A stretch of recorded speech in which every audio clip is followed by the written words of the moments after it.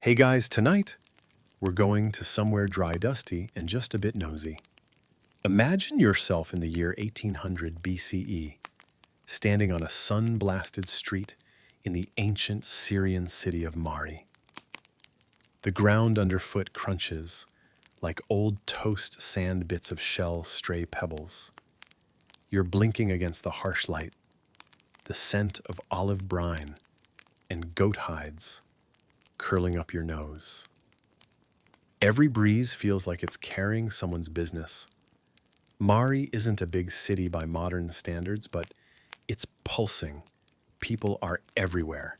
Traders from the east shout about lapis lazuli. A goat escapes its leash and causes minor panic. Somewhere, someone's already whispering about who said what at the bathhouse that morning. And it's barely past breakfast. You shuffle toward the shaded edge of the market, trying not to trip over a toddler playing with an empty amphora.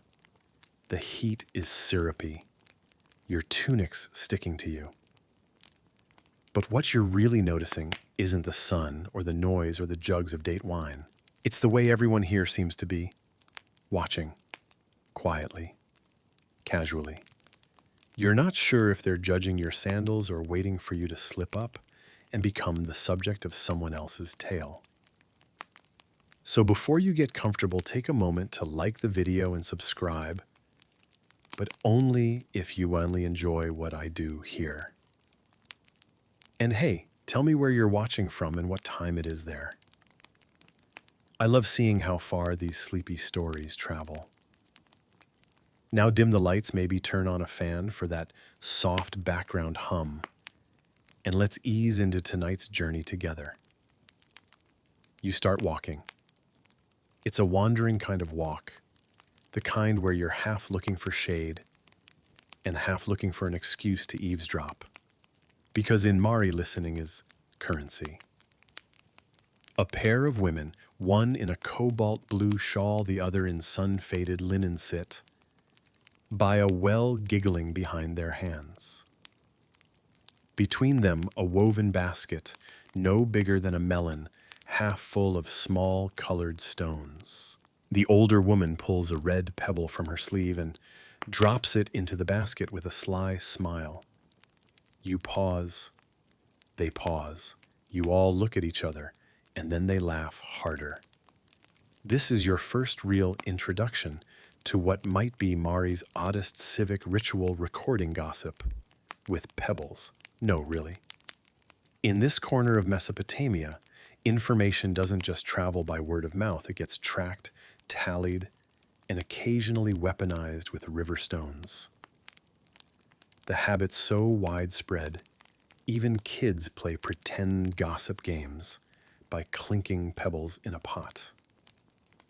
Each color means something different. Red for love affairs, black for betrayal, white for harmless rumors, and green, oddly, for dreams people had and immediately told everyone about like they were prophecies.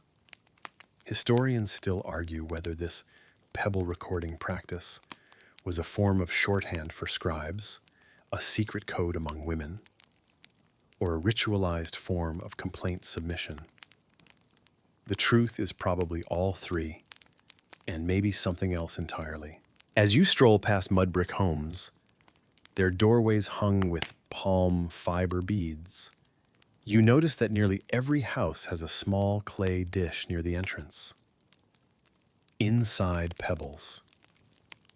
Just sitting there, sometimes 2, sometimes 20, some with scratched marks, others rubbed smooth from fingers and time.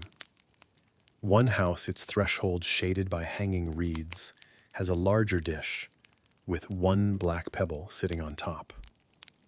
It looks freshly placed. A passerby mutters something under their breath and quickens their step. Apparently someone's in trouble. You have no idea who, but now you want to.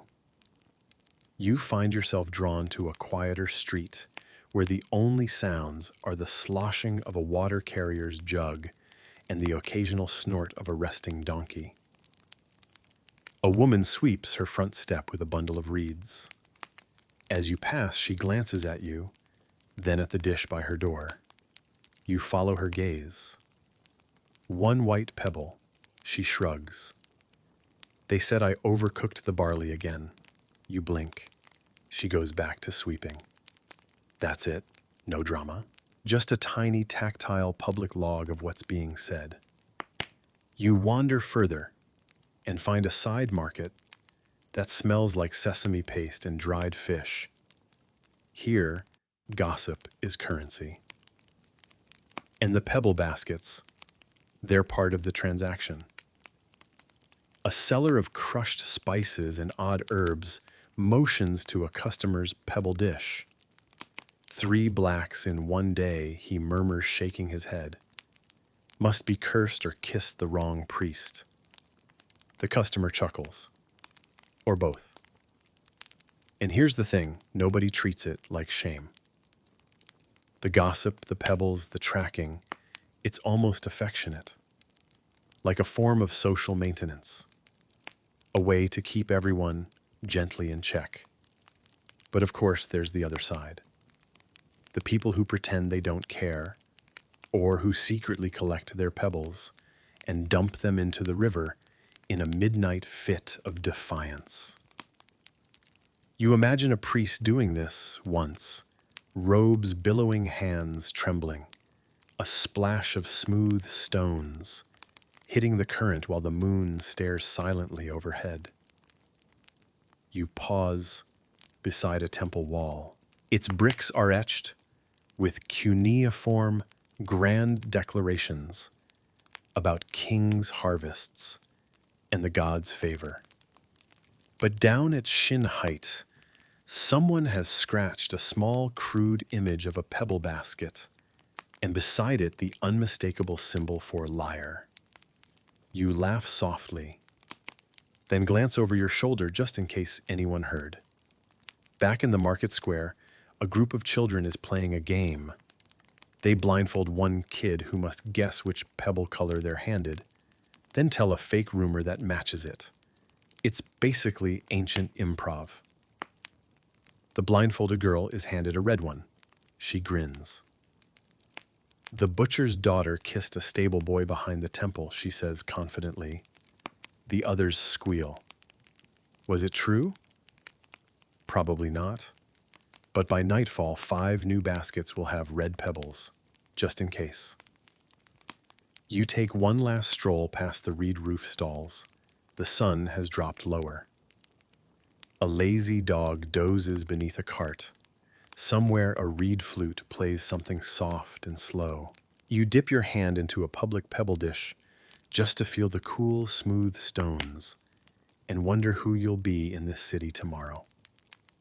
Someone talked about, someone forgotten, or maybe just maybe, someone who knows where the black pebbles come from. You wake the next morning to the distant thud of sandals on hard-packed clay. Mari doesn't so much rise with the sun as gossip with it. By the time you rub the grit from your eyes and stretch, a new round of whispers is already bouncing off the mud brick walls. The air smells like yesterday's lentils and something vaguely herbal, probably from the neighbor's rooftop drying rack. You shuffle outside bleary-eyed and spot your neighbor doing something curious. She's crouched beside a low reed basket, carefully selecting 3 small pebbles from a cloth pouch. She holds each one up to the light, as if checking for cracks or imperfections, then drops them in one by one. Red, white, red again. Then she dusts her hands, straightens, and walks away like she's just mailed a very passive-aggressive letter. You blink. Your brain isn't fully awake yet, but even it can tell that was no random selection. You decide to follow the trail figuratively for now. If pebbles are Mari's morning headlines, then the best place to read them is the plaza just past the Temple of Dagon. It's not the official square, those are reserved for proclamations and taxes. in the very serious business of standing around looking concerned. No, this is a corner of broken walls and smooth stones where women gather to grind grain, rinse and more importantly, talk. You slip in like you belong. Someone hands you a fig. You nod, bite, chew, pretend to look bored. Meanwhile, the real show begins. Two older women, one with a braid like a rope, the other missing an eyebrow. It's a long story, apparently are deep in conversation. Between them sits a large flat dish lined with a piece of linen.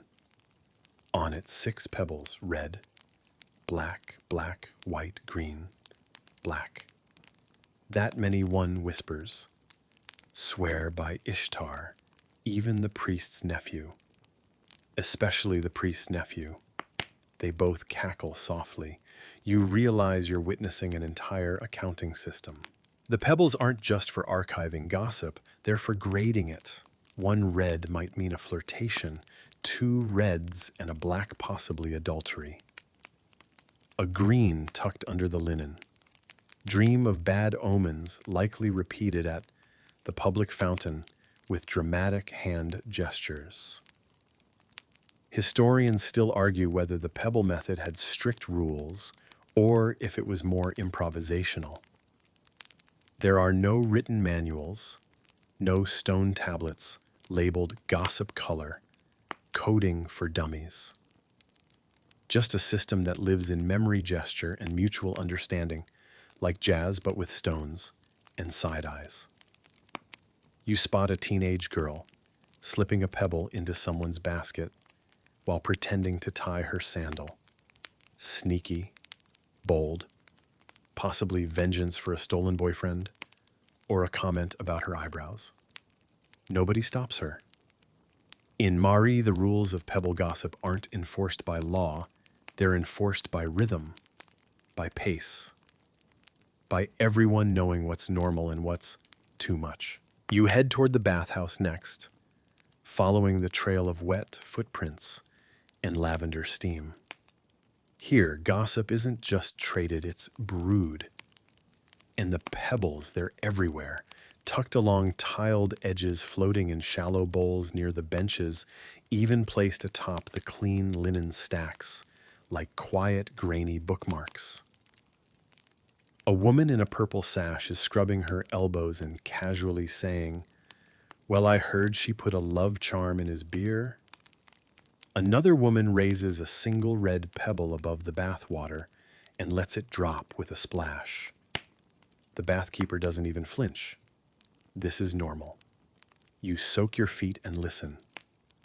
Apparently, the potter's apprentice has been seen at the fig orchard with 2 different people on 2 different nights. 1 pebble each, not enough. This one gets 3, all red. Someone even added a white rumor of a rumor. And then there's the merchant's wife. The whispers about her are quieter, not because they're less juicy, but because the implications ripple outward.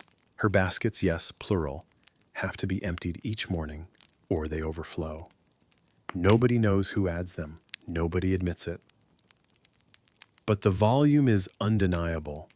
You ask someone nearby if that's normal. They shrug. She smiles too much. A pebble culture, you're beginning to realize, doesn't just record scandal. It manufactures it. 1 pebble becomes 2, 2 become a pile, and once there's a pile, well, now you must assume something happened. You leave the bathhouse and walk along the canal. The water glints, gold dragonflies hover, and a woman is squatting by a papyrus mat, sorting pebbles like they're coins. Her daughter toddles up with a handful of them, giggling, and dumps them into a bowl. The mother sighs and starts again. Teaching her the code, you ask, trying not to sound nosy. She already knows the colors, the woman says, amused. It's the timing she hasn't mastered. Timing, it seems, is everything.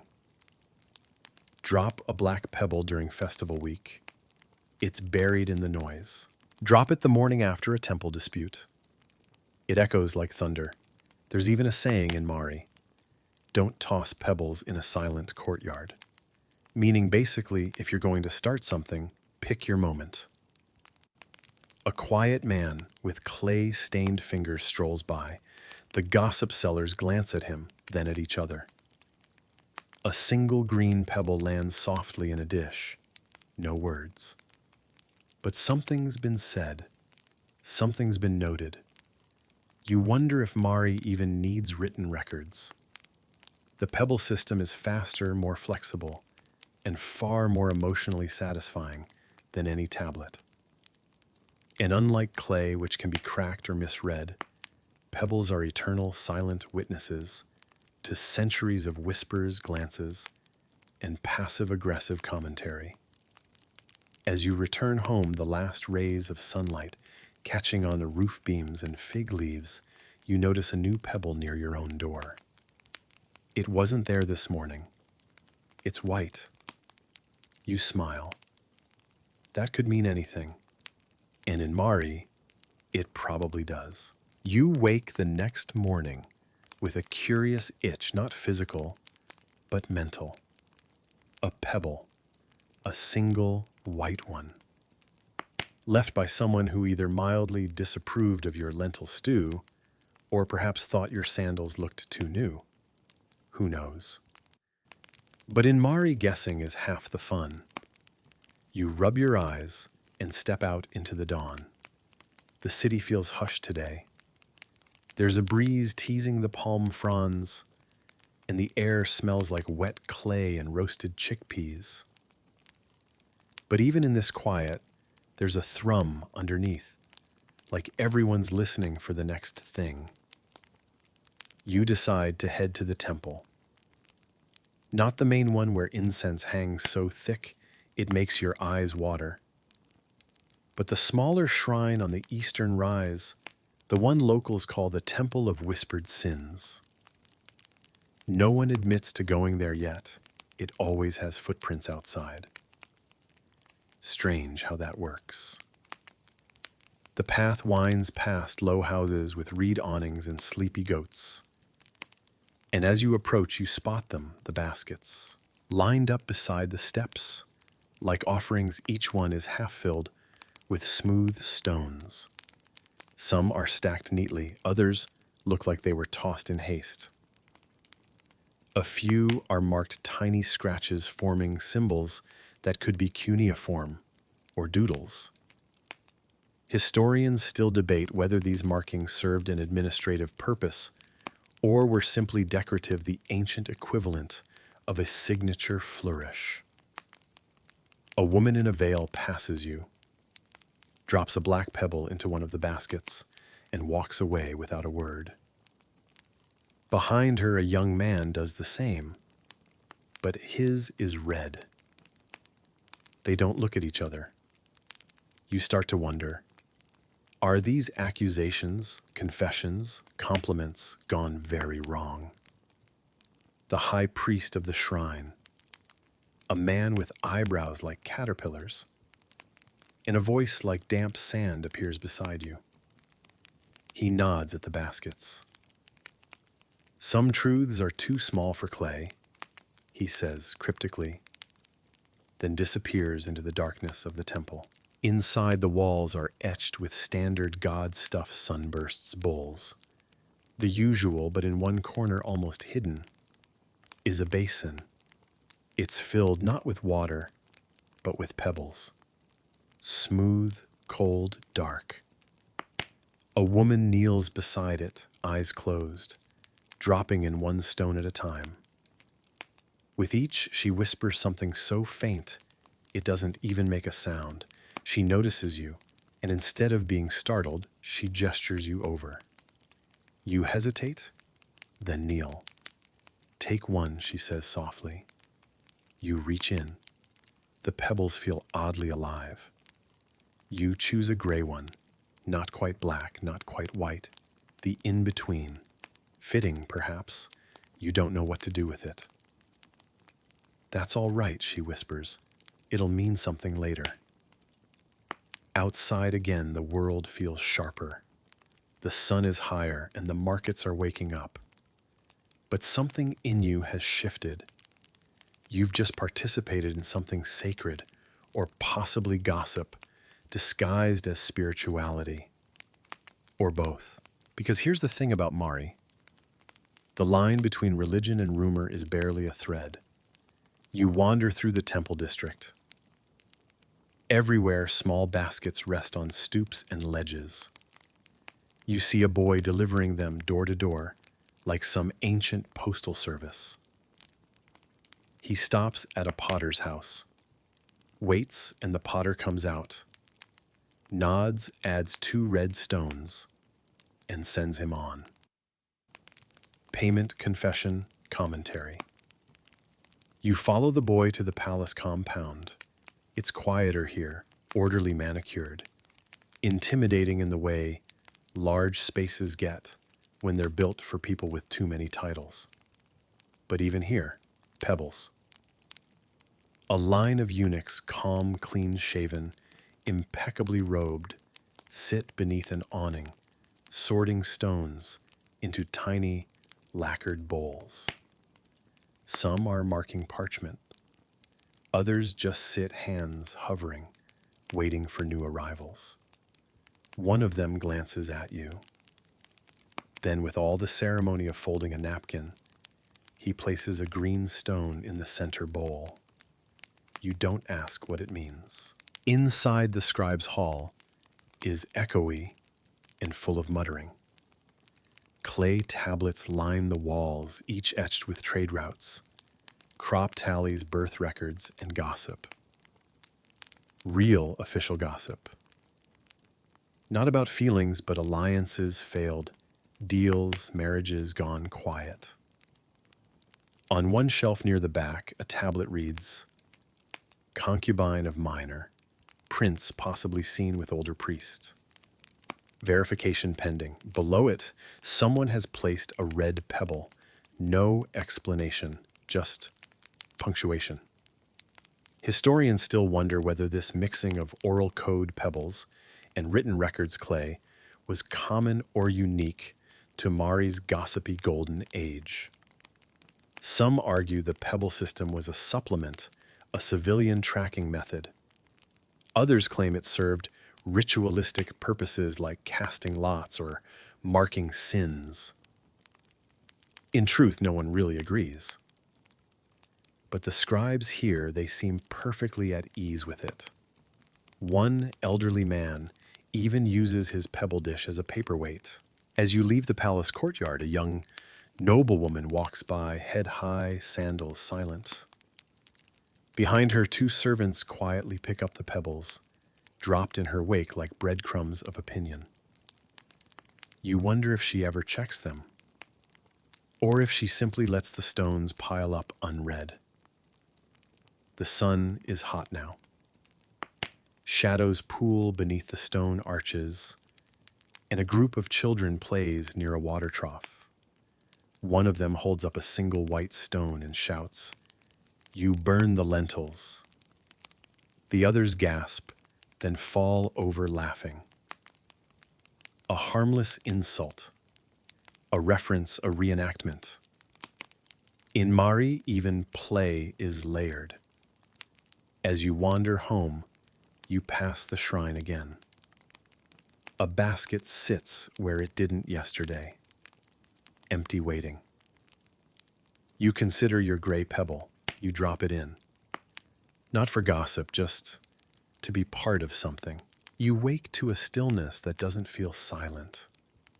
There's a softness in the air, yes, but also a tension beneath it, like everyone in Mari is collectively holding their breath. You lie there for a moment, staring at the woven ceiling before slipping out from under your linen cover and stepping outside into the dawn. The morning air smells of charcoal dust and cumin. Somewhere nearby, bread is baking. Somewhere farther, water splashes in a clay basin. But more than the sense or sounds, you sense it. The hum, the undercurrent, the knowledge that something has happened or is being said to have happened. And once again, the whispers have names.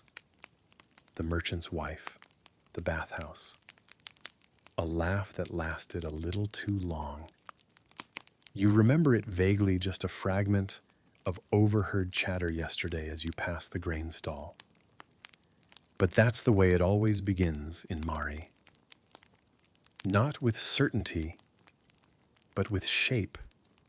A silhouette of rumor that the city will happily color in for you. So today, you do what anyone here would: you follow the trail. First stop, naturally, is the bathhouse. You enter through a low arched doorway into a space thick with steam and scented oil.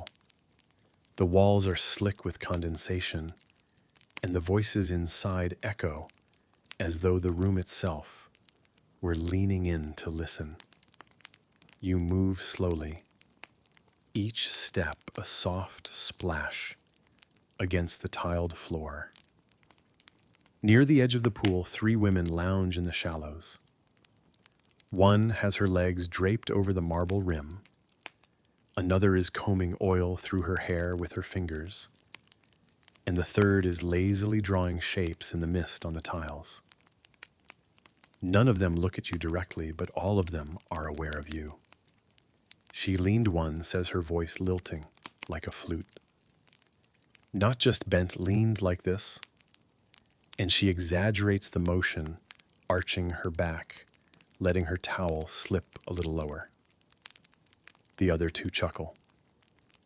And the strap broke. The second woman asks, more whisper than words. "Oh, snapped," says the first. "So convenient. You don't say anything. You don't need to." One of them reaches toward a small wooden bowl beside the bench and plinks a red pebble into it. The sound is subtle, yet final, like the gavel of a very quiet, very fashionable courtroom. You leave before your presence becomes part of the next story.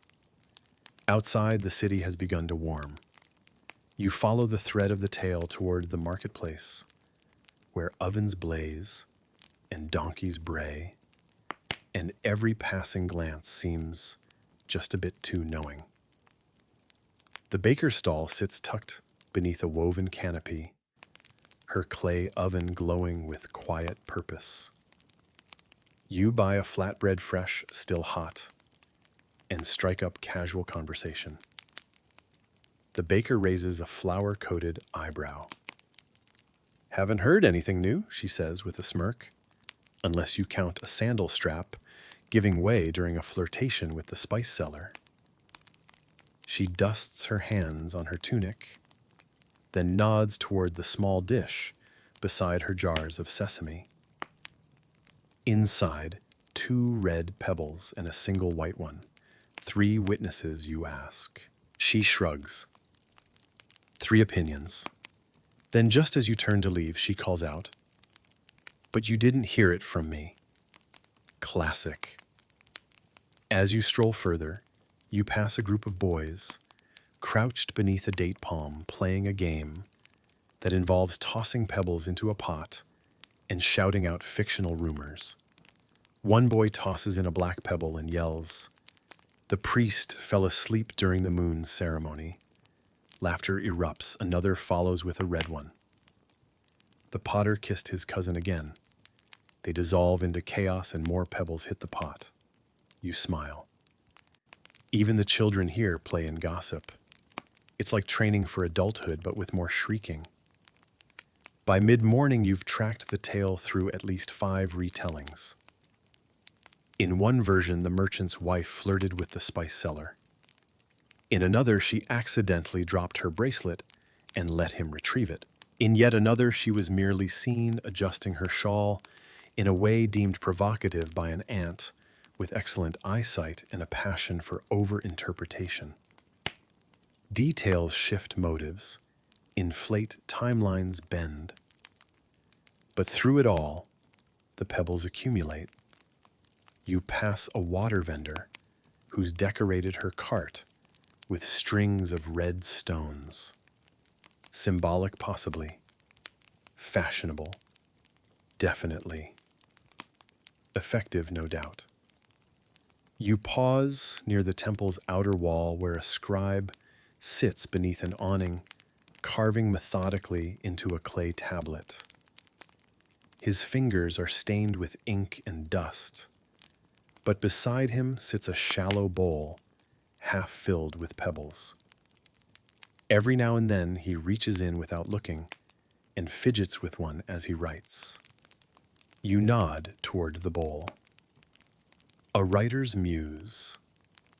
The scribe smirks. A writer's filter. Some stories aren't worth the clay. You nod.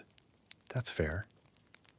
He picks up a red pebble, balances it on his stylus, then sets it back down.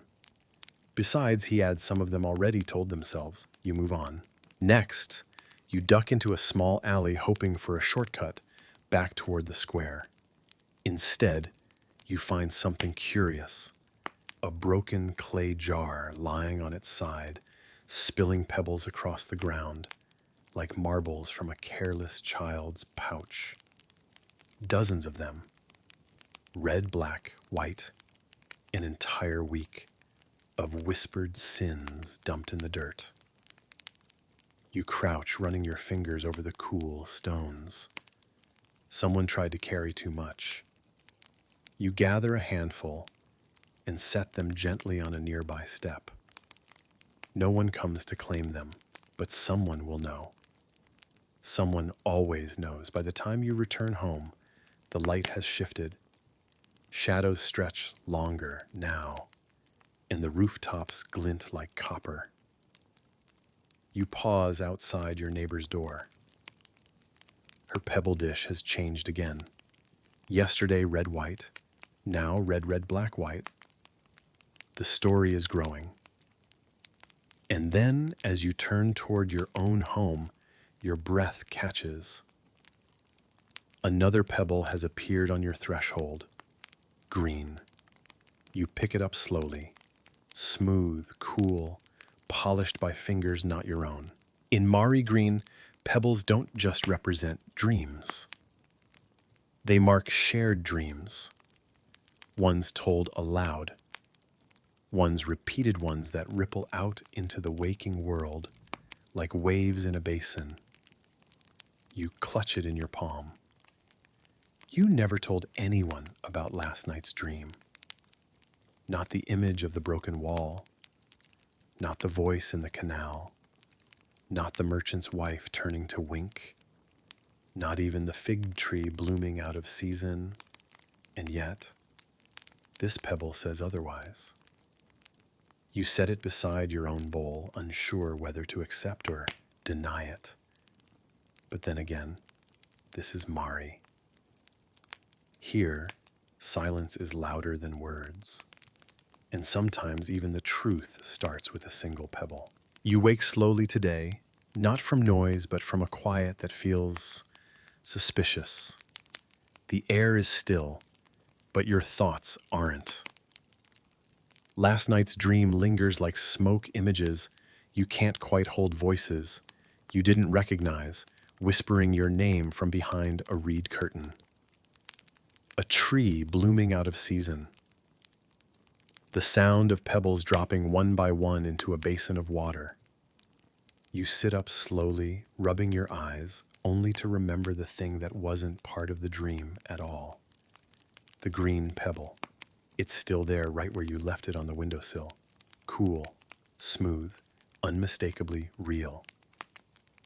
And suddenly you need to understand it all.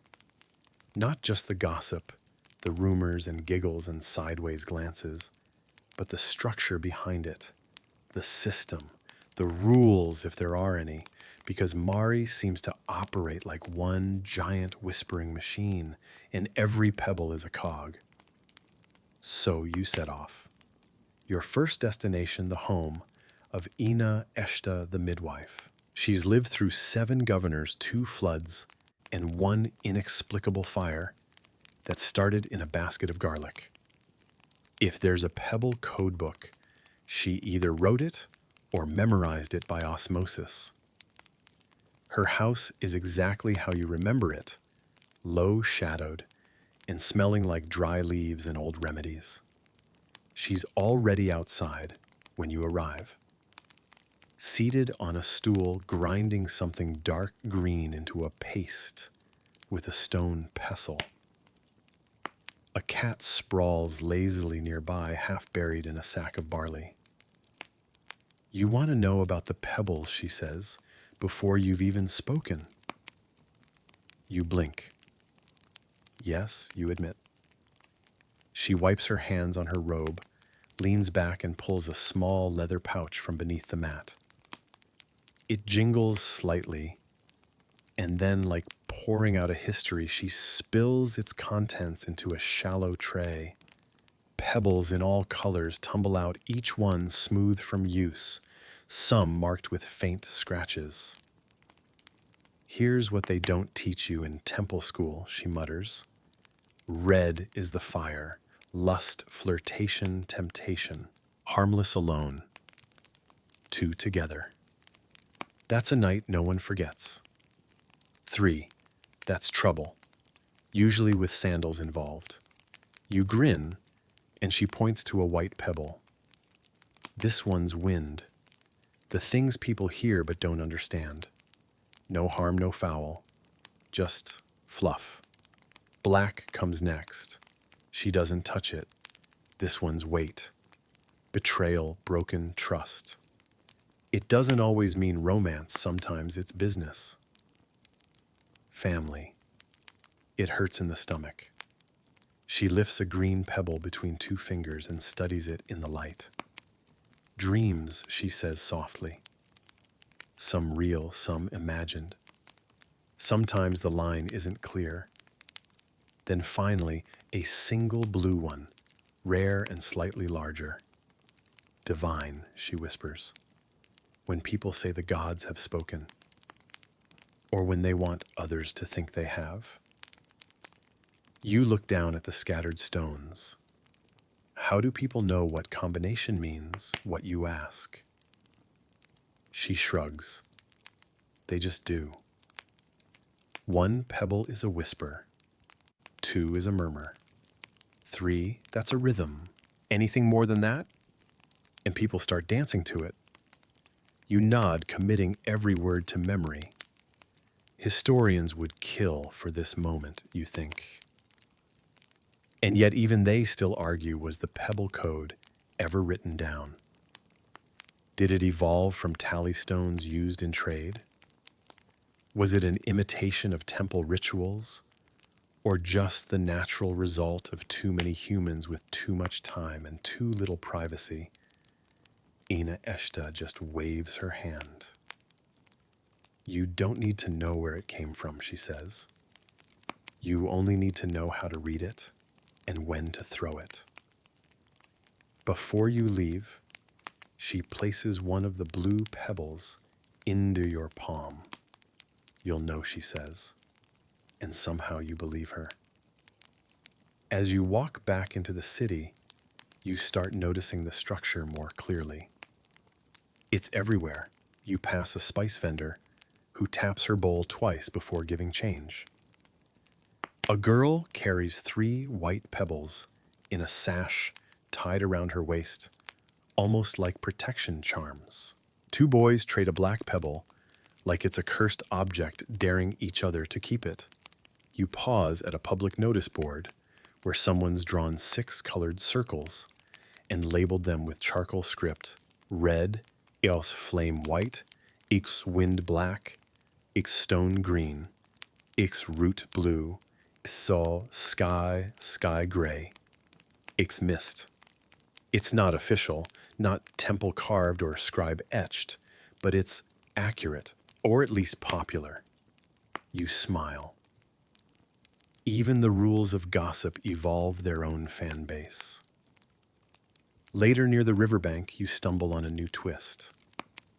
A small crowd has gathered around a young woman who's laying pebbles in neat lines on a reed mat. 2 reds, 1 black. A pause. Then a green carefully placed at the edge. She steps back. They kissed, then lied about it. But I dreamt it would end badly, she says. No one claps, no one laughs. They just nod. One older man adds a white pebble to the arrangement. I heard the priest mention it, he mumbles. And just like that, the story shifts like paint mixing on wet plaster. You sit on a low step, turning your blue pebble over in your hand. It feels heavy, even though it weighs almost nothing. You wonder when you'll use it, and for what. Would it be to affirm someone's story, to warn them, or to plant something that feels true even if it's not? You pass a wall etched with graffiti, tiny pebble shapes scratched into the mud brick in a child's hand. Red, red, black, green. A fable in symbols, a history you'll never hear in words. By sundown, your steps slow. The light is fading and the pebbles seem to glow softly, wherever you spot them on stoops and baskets, even tucked beneath sleeping dogs. You arrive home to find your neighbor's basket rearranged again. Now red, red, white, black, gray. The gray surprises you. You've only seen a few of those. They represent uncertainty, confusion, doubt. You step carefully toward your own door. There on your threshold sits one new pebble. Not red, not green, not even blue, gray. You crouch, pick it up, run your thumb across it. It's smooth, too smooth, as if it's passed through many hands. Perhaps even changed its meaning along the way. Who left it? Why? What are they unsure of? You pocket it gently, then sit by the window as night falls. Your basket is half full now. Your hand hovers over it. You could drop something in maybe the blue, maybe the gray, maybe both. But instead, you hold them. Tonight, you're not ready to speak. Not yet. Tonight, you're just listening. You wake before the sun, but the silence that greets you doesn't feel like rest. It feels staged. Like the city is holding its breath, waiting for something to drop. Not a voice, not a verdict, but a single pebble. And you know in your bones today that pebble might be heavier than usual. You step outside, expecting to find the familiar, a red on the step, maybe a white tucked near the lintel. But your threshold is bare. For the first time in days, no one has marked you. At first, you feel relieved. Clean slate, a rare moment of neutrality in a city obsessed with nuance. But then the unease creeps in. Because in Mari, silence isn't innocence. Silence is suspicion in disguise. A pause between verses of a longer, stranger song. You walk the alley with your hood up, even though it's barely dawn. The streets are unusually tidy. Not just swept, but scrubbed, like the city's trying to prepare itself for something ceremonial. You follow the curve of the cobbled path until voices begin to filter through the morning fog. Low tense, not angry, curious. You round a corner and see them, the crowd. Not shouting, not protesting, just watching. At the center of the plaza, beneath the shaded colonnade, a long reed mat has been unfurled. Upon it lies what looks like a merchant's display, at first neatly arranged rows of polished stones. But these aren't for trade. These are for judgment. And suddenly you understand a pebble trial is underway. It doesn't happen often, maybe once a season. But when it does, the entire city tilts toward it like plants reaching for water. Because when the whispering grows too loud, Mari doesn't plug its ears, it sets a stage. Today, the accused is someone you've heard of, but never truly seen. The widow of Taram, elegant, reserved, dignified in the way a straight spine can be more threatening than any blade. Her late husband was a trader in oils, profitable, connected, never quite trusted. And after his death, his name lingered in the streets, followed closely by hers. Now she stands before a mat full of color. You scan the arrangement. Red, red, black, black, red, gray, white, red again. And there near the center, a single blue pebble. You blink. Blue is rare. Divine implication. The god's name or someone invoking it. In Mari, to drop a blue pebble is to raise your voice in a city built to whisper. A temple scribe steps forward. His robes are heavy with embroidered glyphs, but his voice is almost a whisper. No formal accusation has been filed, he begins. But as custom permits, the weight of color warrants examination. A murmur ripples through the crowd like wind over wheat. This is no courtroom. There are no charges, no oaths, no defense. Only pebbles, only color, only volume. The widow doesn't bow, doesn't flinch. She regards the scribe, then turns to the crowd. I see the city's hands have not rested, she says, nor its tongues. Laughter bubbles up, then dies just as quickly. I suppose I should thank you, she adds, eyes scanning the pebbles. It's rare to be considered this interesting. Someone behind you coughs. Someone else drops a white stone to the ground without meaning to. The tension is syrupy now, thick and slow. The scribe picks up a small clay bowl and begins sweeping the pebbles into it one by one. As each stone clinks into the bowl, it feels less like tallying and more like tolling a bell.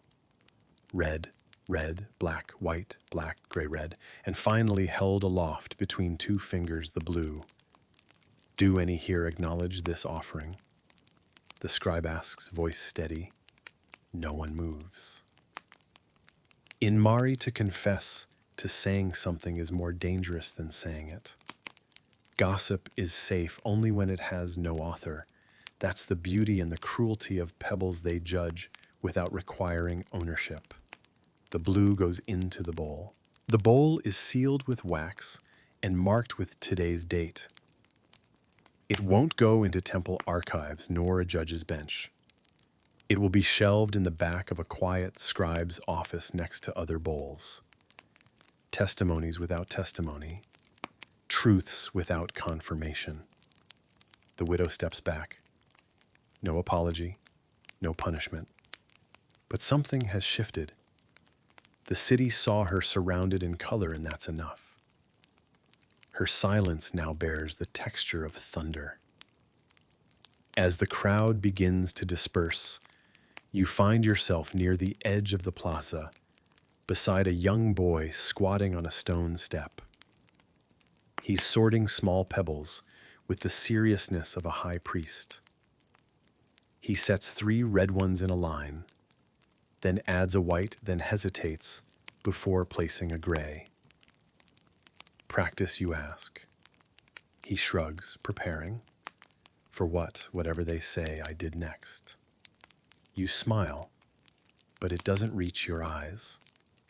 Because you're beginning to see Mari not just as a place, but as a living system. A vast breathing rumor engine where every stone dropped is another gear turning. No one escapes it. Not children, not widows, not even you. You walk home slowly, eyes scanning the thresholds you pass. One house has a bowl with only white stones. Another holds a single black, heavy, and lonely. You pass a doorway where someone has laid out an intricate spiral of pebbles, not a judgment, but a poem, maybe a prayer, maybe both. When you reach your door, you pause. There is something there, Two pebbles, white, gray. You pick them up. Their meanings are known now: white for something overheard and harmless, gray for uncertainty, doubt, ambiguity. Someone doesn't know what they think of you. Someone isn't sure what you meant by what you said. Or maybe they're unsure about what they felt when they saw you. You take them inside and add them to your bowl. And then for the first time, you speak aloud, not to anyone, but to the pebbles themselves. Say what you will, but say it clearly. Your voice is soft, but the words carry.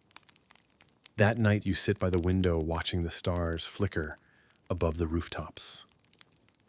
You hold the blue pebble Aina Eshta gave you days ago. You still haven't used it. Not yet. But you're beginning to understand its weight not in grams, but in meaning. To place a blue pebble is not just to speak, it is to declare, to shift the wind. And wind in Mari always carries whispers. You wake up to the sound of birds. It's not something you're used to. In Mari, the birds are usually quiet, too wary, too wise to sing in a city where even the walls seem to listen. But this morning they chirp softly from the rooftops, as if unaware that every note might be interpreted, rearranged, turned into meaning. You lie still a moment, letting the sound settle over you like a linen sheet. And then you remember the red pebble. Not just any red pebble, this one had been left inside your bowl. You didn't see who came or when. You didn't hear a footstep, a knock, not even the rustle of a robe. But the fact remains, someone stepped through your gate, approached your door, lifted the lid of your basket, and left that stone. Not for fun, not for accident. For you. You rise, heart unusually steady, and step out into the courtyard. The light is clear and soft.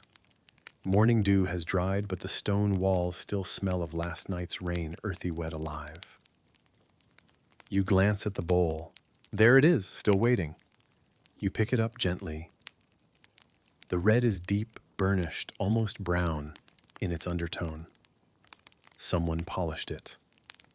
Someone thought about this. In Mari, a red pebble can mean flirtation, affection, temptation. Or it can mean that someone's talking about your flirtation, or suspecting one, or inventing one. You turn it in your palm and try to guess the motive. But here, motive is just another layer of mystery. Like asking why the river flows east, not because it wants to, but because it always has. You tuck the pebble into a small cloth pouch and set out for the fountain plaza where the early risers gather to exchange water bread and subtext. The square is buzzing already. A line of pots stretches along the edge of the public basin, and children weave between them, chasing each other and shouting half songs. Vendors arrange their trays. A pair of elders argue in low tones about whether yesterday's rain smelled like sheep or victory. But what draws your attention is a woman sitting near the palm trees. She's young, maybe 20, and surrounded by pebbles, arranged in delicate arcs. Reds and whites dominate the pattern, with a single green at the center. You can tell without even asking that this isn't art. It's memory. Maybe longing. Maybe guilt. You sit nearby without a word. She doesn't look up, just hums softly and nudges one stone slightly out of line, as if breaking the symmetry gives the story truth.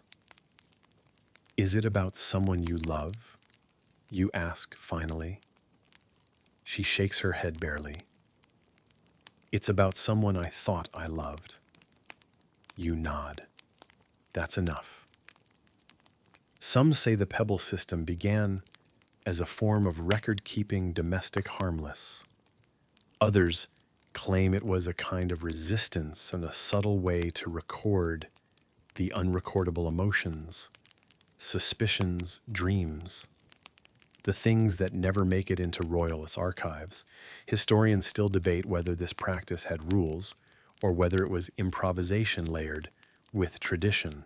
But one thing's certain, it's personal, deeply, quietly, utterly.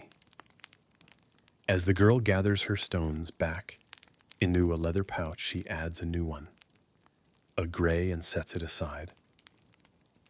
That's for after, she murmurs, and disappears into the crowd. You pass through the rest of the market, noting the little signs. A scribe wiping down his pebble dish with careful precision. A baker whose bowl today contains 3 black stones, none there yesterday. A seller of perfume with a small tray of polished pebbles, next to her samples, each labeled with names: regret, first touch, false goodbye. Some have started selling their meanings, turning memory into merchandise. You turn a corner and pause. In a narrow alley, 5 boys are playing a game. One closes his eyes while the others place random pebbles into his hands. He has to tell a story based on the colors. Red, black, white. One calls. The boy straightens. She kissed the merchant, then blamed the servant, but no one believed her. Laughter. A slap on the back. Next round, green, gray, red. She dreamed of him, but only after he left, and she never told anyone. Until now. A hush falls. That story hits differently. You leave them to their play, or their prophecy, or whatever line those boys are dancing along. By midday, the heat thickens. You retreat into the shaded streets behind the temple gardens, quieter here, but not silent. You hear a rustle of robes, a woman laughing behind a veil, the faint tink of a pebble striking pottery. You find yourself at the wall of old scripts, a place where people scratch symbols, leave coded lines, or press pebbles into cracks between the bricks. Someone's left a message. It was never just a joke. You feel that one. Further along the wall, someone started a new trend, pairing pebbles with drawn symbols, a red next to a heart, a white beneath an eye, a green beside a spiral. You stand there longer than you should, trying to decode it. But maybe it's not meant to be decoded. Maybe it's just meant. That afternoon, you stop by the small tavern near the canal. It's not busy yet, which is good. The owner recognizes you, offers a cool drink and a question.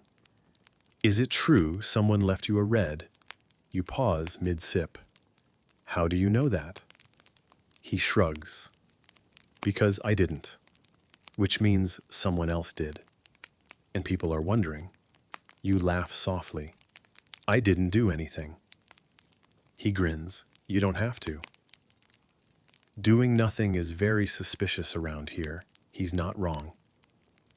In Mari, the absence of action is often louder than the action itself. You walk home just as the sun begins to dip. The city is golden and stretched thin shadows like silk ribbons across the street. You step through your gate heart, unconsciously bracing for another surprise. But your bowl is untouched. Still, you feel the weight of the red pebble in your pouch. You take it out, hold it up, not to accuse, not to defend, to wonder. What if someone left it to draw you out? What if someone wants you to react? You place it gently back into the bowl, not as a message, as a reply. Let them interpret it however they wish. And tomorrow you'll wait for the next sentence. Because in Mari, the conversation never ends. It just changes stones. You wake before the sun rises, stirred not by sound, but by something quieter and heavier. A feeling, the kind of feeling that creeps in before a storm or after someone has left without closing the door. You move slowly barefoot across the courtyard, the clay still damp from night air. The sky above is pale steel, and the city hasn't stretched yet. Just a few early birds muttering from the rooftops and the distant shuffle of someone sweeping a threshold. And then you see them, two pebbles, laid neatly side by side just outside your door. One white, one black, no note, no mark. But in Mari, that is a message. You crouch, examining them without touching. The white is easy. A whisper, a harmless rumor. It says something's being said. The kind of something that begins as a raised eyebrow and ends as a quiet chuckle behind a curtain. But the black is different. Black means betrayal, or at least belief in betrayal. It means the whisper has grown legs. It means someone's not just talking, they're certain, or pretending to be. You reach out and pick them up one at a time. They're cool, smooth, ordinary in weight, but not in meaning. Someone left them for you. And someone made sure others would see. You don't eat, don't clean. You slip into your sandals, tie your outer robe tighter, and head for the street. You need to know. It's early, but Mari is always half awake. The smell of wood smoke lingers. A girl with a water jug glances at you twice. A vendor arranging pickled onions lowers his eyes as you pass.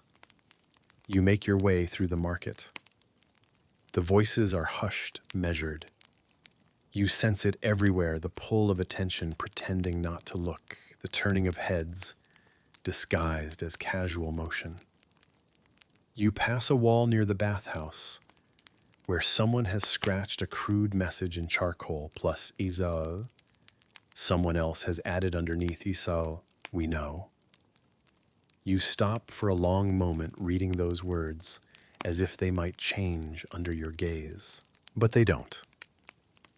You head to the old scribe's house, a building tucked between a disused granary and a shrine few remember to visit.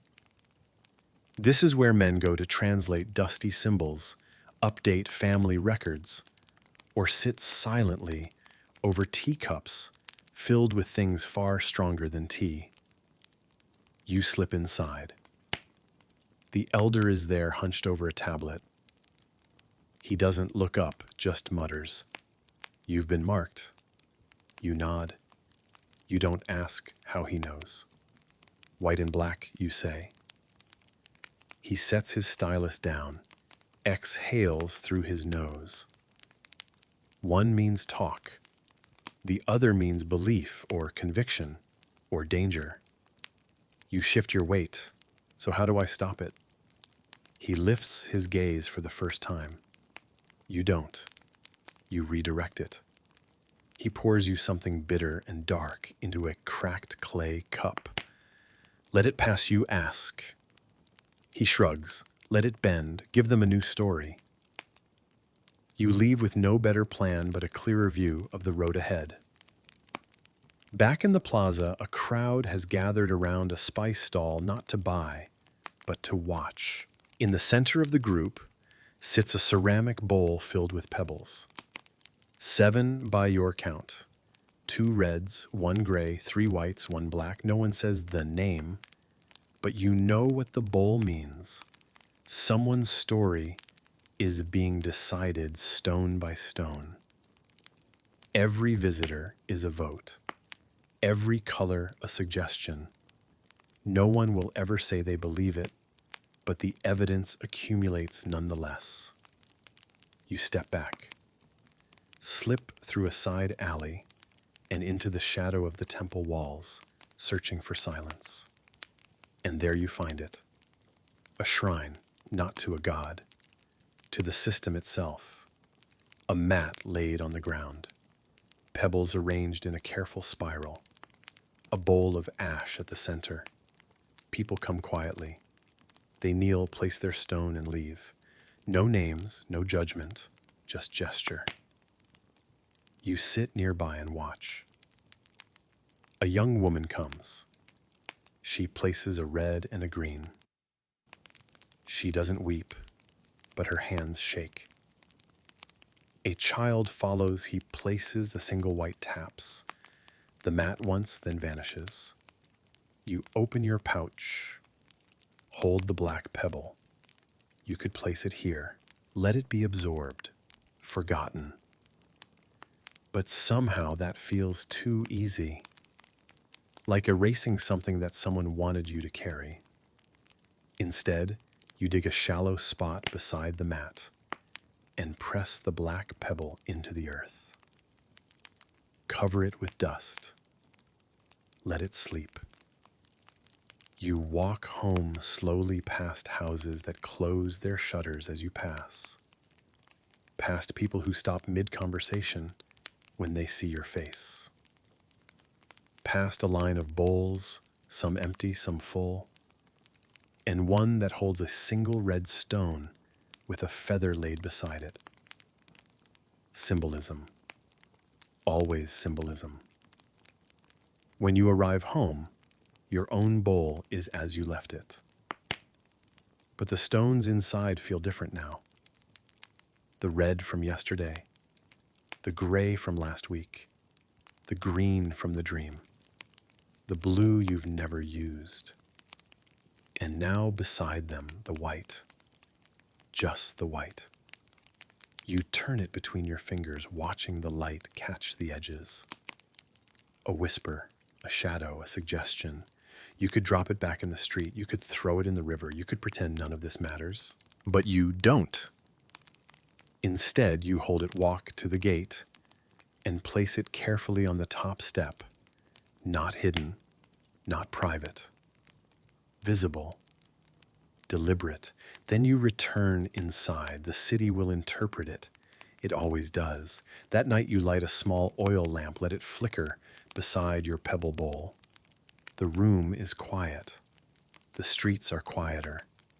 And for the first time, you don't feel like prey. You feel like part of the chorus. They can say what they like. But tonight, you've spoken back. You wake with the strange, disorienting feeling that something has been taken from you. Not a thing you can name at first. Not an object, not a person, not even a thought. But something is gone. You blink the sleep from your eyes and step out into your courtyard, your bare feet touching cool morning stone. The light is pale and colorless, like the city hasn't decided which face to put on yet. And then you see it. Your pebble bowl is gone. Not broken, not knocked over, not misplaced, just gone. You walk to the spot where it always sat, right beneath the overhang near your door. There's no sign of struggle, no scattered stones, only a faint ring of dust, the memory of a circle. And in its place, resting exactly where the bowl would have been, lies a single gray pebble. You crouch slowly, staring at it. Gray. It's not the most common stone in Mari. Not as obvious as red, not as ominous as black, not as casual as white. Gray means uncertainty. It's the in-between. A thought someone had but didn't finish.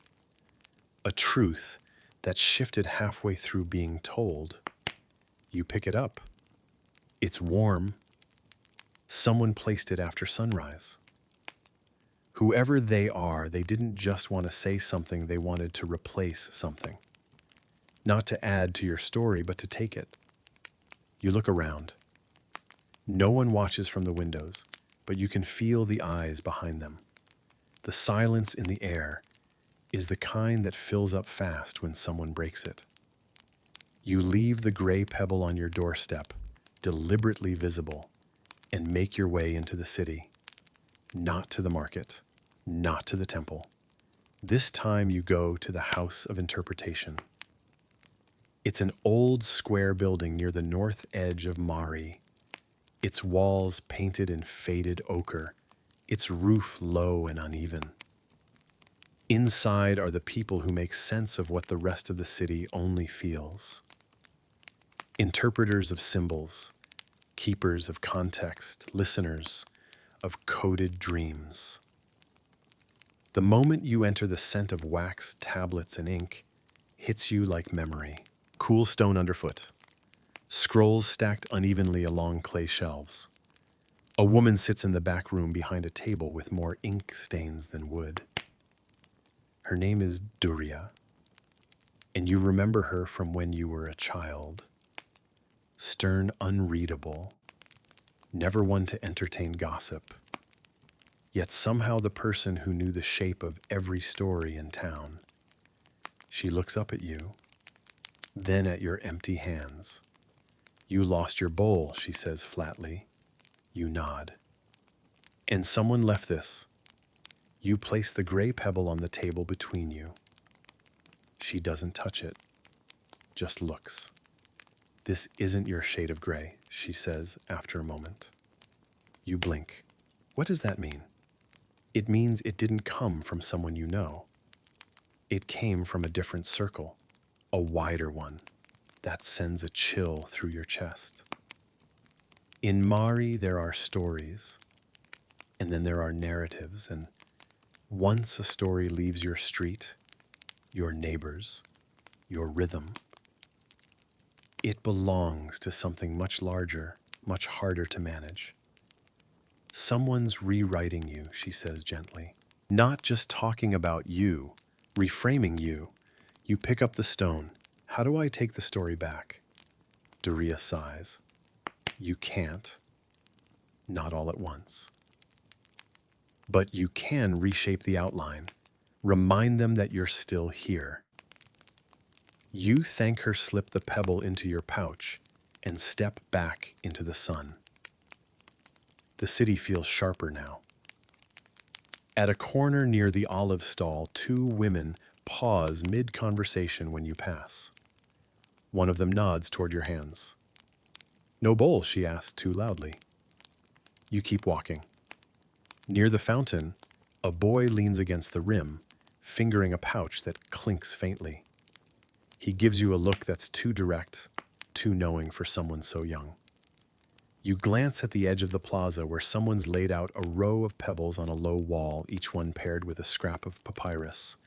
Red equals reckless, white equals too late, black equals confirmed. Gray equals we're not sure, but we're watching. You walk faster now, past vendors who stop mid-sale to glance at you, past a musician who seems to change his tune when you pass, until finally you find yourself in the oldest quarter of the city.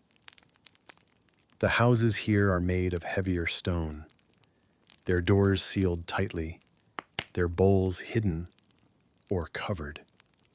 But one door stands open. You recognize the green painted frame. You don't know how, but you do. Inside, the woman is waiting. She's not old, but her presence feels ancient. She moves with the certainty of someone who's never needed to raise her voice to be heard. Her hands are stained with ochre and something darker. She gestures to the shelves behind her lined with bowls. Dozens, maybe more. What is this, you ask? History, she says, collected, misplaced, rewritten, taken. You walk past rows of labeled trays. The girl who left too soon, the lover who changed sides, the name no one says anymore. And then, near the bottom shelf, you find one labeled only the one who listened too long. She sees you looking. Some people don't speak until they've been misinterpreted. You turn to her. Did you take my bowl? No, she says, but I knew someone would. You sit. Why she meets your eyes? Because your story got too quiet. And Mari hates silence. So they filled it for you. You leave with a new pouch in hand. Not yours, not hers. A gift, perhaps. Inside, no colors. Just stones. Unmarked. Blank. You return home just as dusk begins to fall. The gray pebble still sits where you left it. You pick it up. Hold it for a long time. Then, without speaking, you place it in the center of your courtyard. Not near the door, not in a bowl, just there, naked, unexplained. And beside it, you place one of the blank pebbles. You don't tell anyone what it means, but you know that tomorrow someone will pass by, stop, and wonder. And that is how a new story begins. You wake with the distinct feeling that someone has walked through your sleep. Not a dream, not a sound, just the lingering pressure of a presence that is no longer there, like the scent of rain on hot stone, or a word caught in the throat. You rise slowly, carefully. Outside, the morning is muted. The sky is still undecided gray. At the edges, streaks of pale light just beginning to stretch across the clay walls. The air smells faintly of burnt palm bark and dust. You walk barefoot into your courtyard, not expecting anything, and yet something stops you. Where yesterday there had been 2 stones, a gray and a blank, there is now something else. A circle of 6 pebbles arranged with the precision of ritual, not scattered, not symbolic in passing. This was placed deliberately. You crouch. 3 red stones, 1 black, 1 white. And in the center, as if anchoring the rest, a single green. You don't touch them. Not yet. In Mari, touching too soon is like interrupting a speaker mid-sentence. You study it instead. The pattern. 3 reds in a triangle. Too many to be random. Red is desire, yes, but it's also implication. It's the color of stories people want to be true. Add a black betrayal. The suggestion of wrongdoing, of something gone too far. Then a white witness rumor, perhaps denial. And in the middle, the green. The trickiest of them all. Green is dream, hope, longing. Or sometimes the lies we tell ourselves until we believe them. You breathe out slowly. Whoever left this, they weren't accusing you. They were inviting you to respond, to react, to step into whatever story they've laid at your feet. You don't, not yet. You rise and walk out of the courtyard, leaving the circle untouched like a sealed letter on a table. You know where you're going. You pass through the southern quarter of Mari, where the buildings lean into the alleyways like they're sharing secrets. Here, stories don't travel, they ferment. This is where rumors are aged into history. And at the edge of this winding maze of walls, there is a house with no pebble bowl outside, no painted threshold, only a strip of red dyed cloth tied above the door, so faded it's almost brown. You step inside. The woman within doesn't ask your name. She never does. Her name is Sanatu. And she is not a priest, not a seer, not a scribe, but something in between. A listener of patterns, a keeper of unfinished sentences. You sit across from her on the floor. She waits. You tell her what you found. The circle, the colors, the way it was arranged with care instead of anger. She listens, is half closed. And when you finish, she nods. 3 reds means they don't want to shame you, she says. They want to draw you in. But the black means the game isn't safe.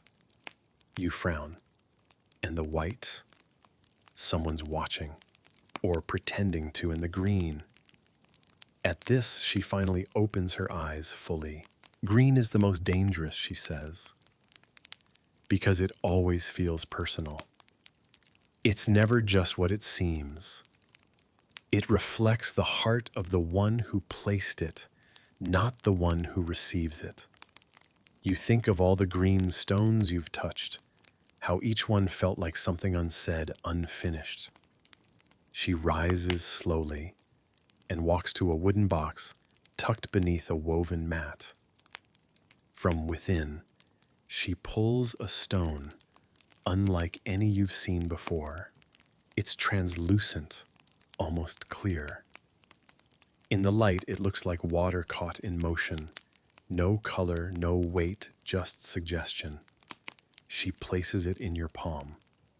This stone, she says, is not for placing, not yet. It's for carrying. Until you know who you are in the story they're trying to tell. You leave without another word. The clear stone cool in your hand.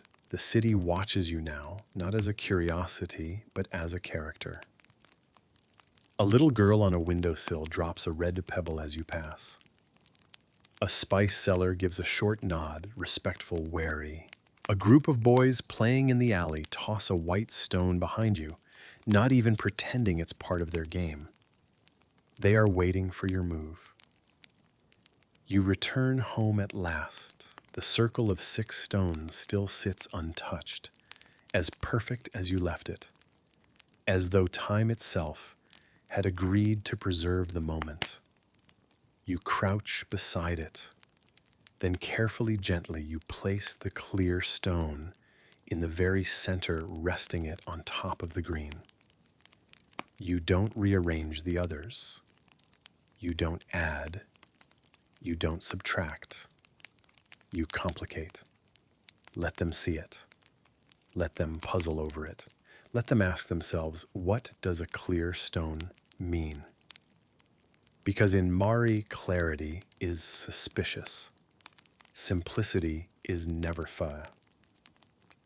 And transparency, well, that's just another kind of illusion.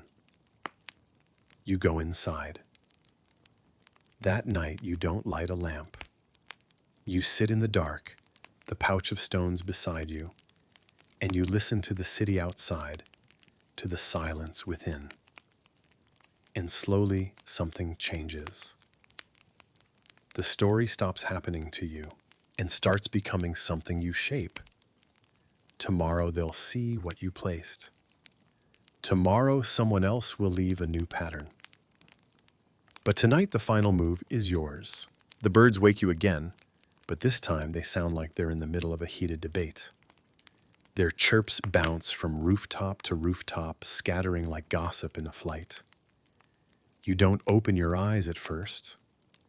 You lie still, listening not just to the birds, but to the soft hush of the morning air.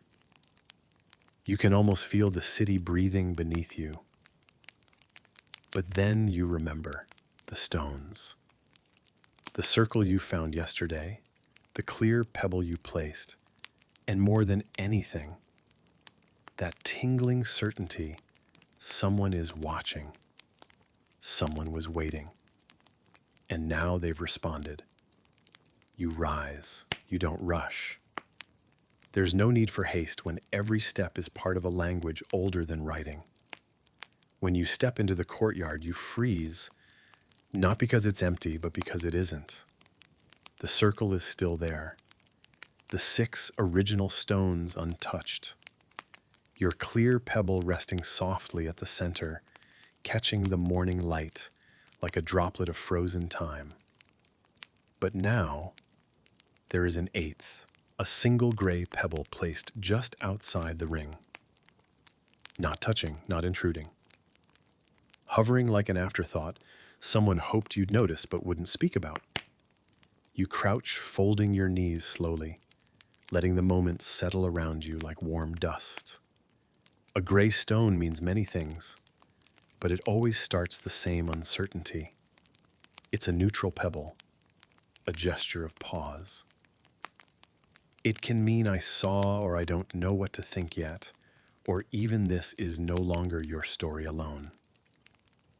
Gray is not silence, it's the echo of it.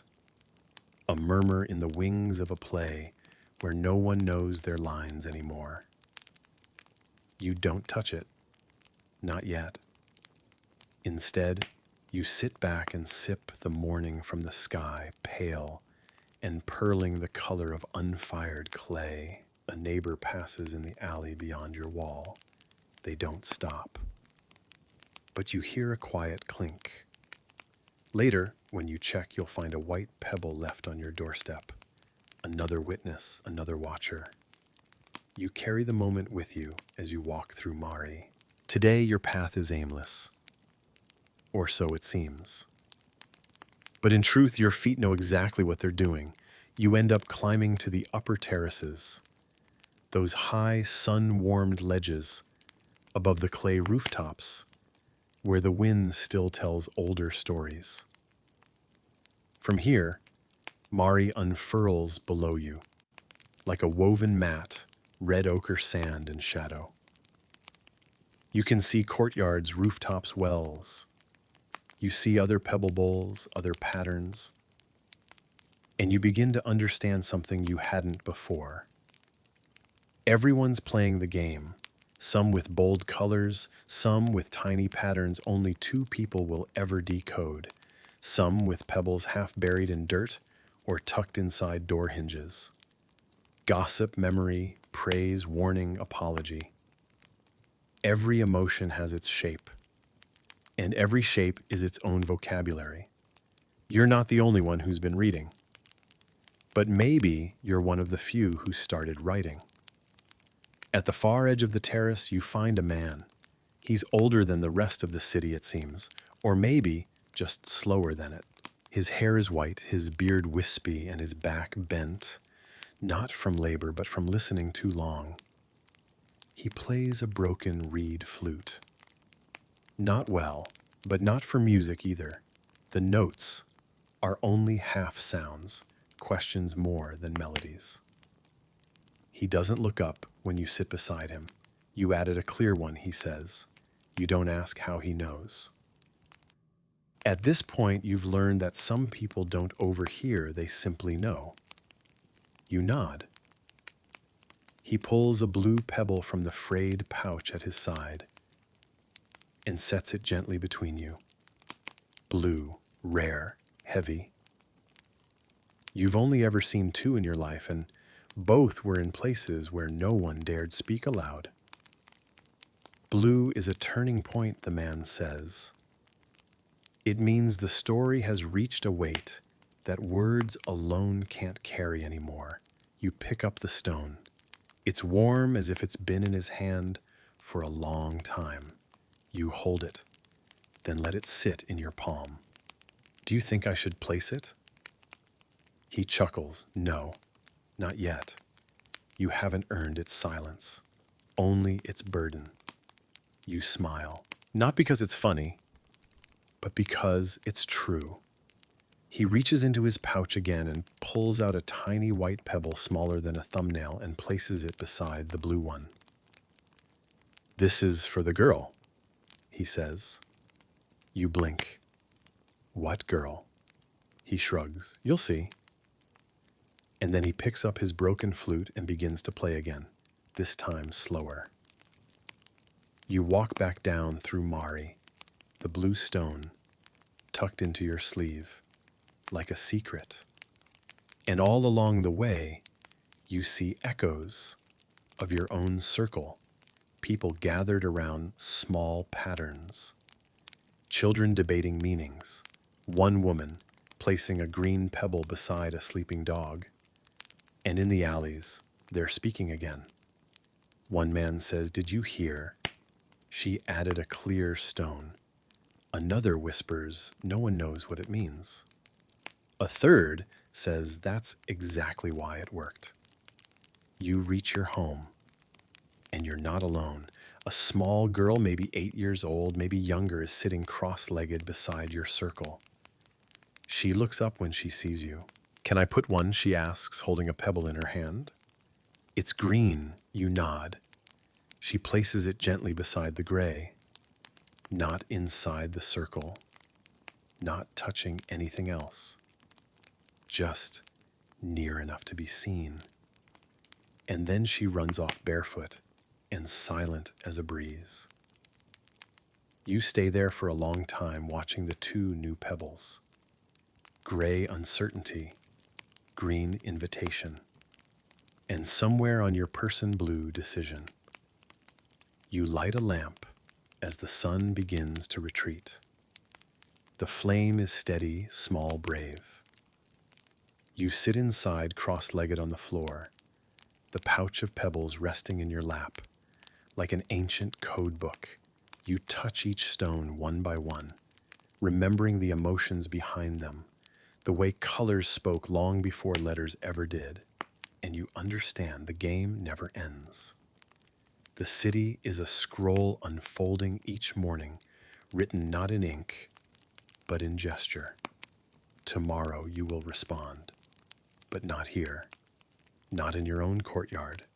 No, you'll build a circle elsewhere, quietly, carefully, not to confuse, but to invite. Let them read you. Let them wonder, because now you're not the story. You're the scribe. You wake before the sun crests the rooftops, but the city is already whispering. The hush of sandals over dry stone, the clink of pots, the stretch and yawn of linen, shutters pulled open. Mari is waking slowly, as though it dreams even while stirring. You lie on your woven mat a moment longer, staring at the ceiling beams, thinking not of dreams, but of pebbles. Especially the one in your pouch, the blue one. It weighs differently than the others, not in mass, but in meaning. You felt it even yesterday, sitting beside the flute player on the terrace, the way the blue pebble pressed into your hand like a quiet dare. You rise and dress simply, not like someone trying to be unnoticed, like someone who has nothing to prove. Because today isn't about being seen, it's about marking something true. You leave your home with no announcement, no gesture, just the soft swish of your sandals and the gentle weight of a small pouch tied at your waist. Inside 7 pebbles carefully chosen, not randomly, not entirely purposefully either. Chosen like one chooses spices for a stew instinct memory mood. You wind through the city's inner paths, taking routes most people don't. Narrow walkways, between shop corridors, dry aqueduct ledges, where only cats and the people with intentions bother to walk. You pass a few others along the way, merchants preparing their stalls, a baker sweeping flour from the steps, a boy with a twig pretending it's a sword. None of them look at you twice. You are between today, not hidden, just not part of their stories. Yet, eventually you reach a corner of Mari that doesn't carry anyone's name. It's not deserted, not forbidden, just forgotten. A slanted wall where sun never quite hits directly. A cracked water channel that once mattered and no longer does. A space with no memory, and therefore the perfect place to begin one. You kneel, the dust is warm, the stone beneath it older than most family trees. You brush it gently with your hand, revealing a small patch of flat stone. It doesn't matter what it's for. It matters only that it exists. You untie your pouch and begin. First, a white pebble. Always white to start Mari's unspoken rule. Neutral. Observation. I am here. You place it gently on the center of the stone, like an eye that just opened. Second, green, set just north of the white. Growth, hope, tenderness. It leans into the white but doesn't touch it. Maybe it never will. Third, red, angled sharply to the right. A challenge, passion but not necessarily desire. Could be anger, could be warning. You leave it upright, not flat, so it casts a sharper shadow. Fourth, gray, a balancing act. You place it at a distance, a little lonely. The question mark of the pattern, the piece that says, not all truths are shared. Fifth, black, bold, heavy. It presses itself into the moment right beside the red. The two of them together make a statement, but you don't say what. That's not the point. Sixth, clear, the one like glass. You place it just between green and gray, like a bridge made of silence. It doesn't ask for attention, but it earns it anyway. And finally, the blue pebble. You hold it longer than the others, not to admire it, but to remember it. The way it came to you, the meaning it carries, the responsibility it suggests. You place it last, but not in the center, and not too far out either. You place it just beyond the edge of the pattern on the far left, alone, watching. Blue is not part of the sentence. It's the pause after. It's what people see when they think they're done reading. You sit back. The entire arrangement takes up the space of a dinner plate. 7 stones, 7 thoughts, no words. Just shape and color and intention. A new kind of sentence. One meant for strangers. One meant for someone. You remain there a while, not guarding it, not explaining it, just witnessing your own silence now made visible. Then, like smoke, you rise and leave. You don't look back. You never look back at a story once it's told. Not in Mari, instead, you take a new path home, one you haven't used in years. It loops you past old neighborhoods, familiar doorways, the wall with the crooked sun carving, where you used to wait for someone who never came. There's a boy sitting there now. Different face, same posture. Waiting for someone too, probably. You nod to him. He nods back. Maybe he knows, maybe he doesn't. But then you pass a woman who does. You don't recognize her. But she sees you, and her gaze lingers just long enough for you to know that she knows. And when you return to your own street, something has changed. Your courtyard is untouched.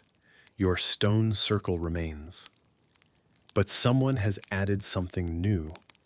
You kneel and see a tiny triangle of pebbles, 3 stones set outside your original pattern. White, red, and blue. The message is subtle but clear. White, I saw you. Red, I have feelings about what you did. Blue. And I'm willing to carry the weight of that with you. It's a reply. You're first.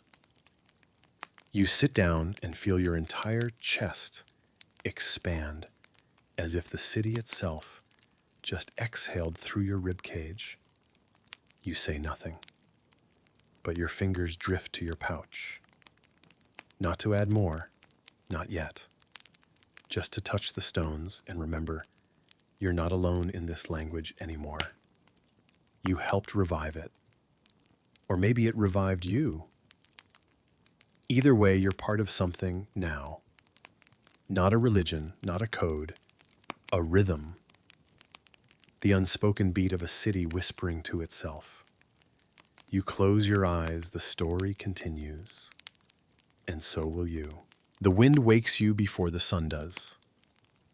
It's not a storm, not yet, but the kind of breeze that tastes dry and sour, like it's come from far-off ruins and brought someone else's secrets with it. You sit up slowly, and for a moment, you're unsure why your stomach feels tight. Then you remember the dream. Not the images, those are already fading, but the feeling something unspooling. You rise and walk outside. At first glance, Mari seems as it always does at dawn. Soft light, stone walls warming with sun, chickens scratching at the dust. But look closer, and you do, and something's off.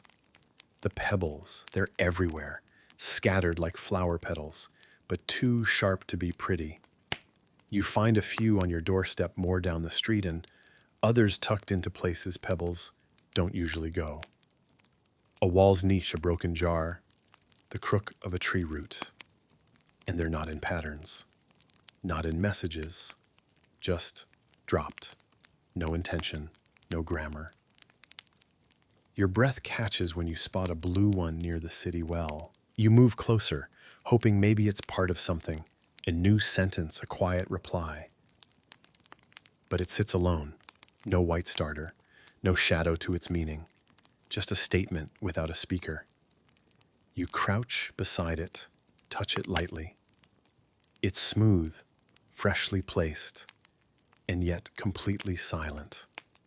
That's the danger of blue when set wrong. It looks like truth, but it can't speak for itself. You move on scanning corners, ledges, courtyards.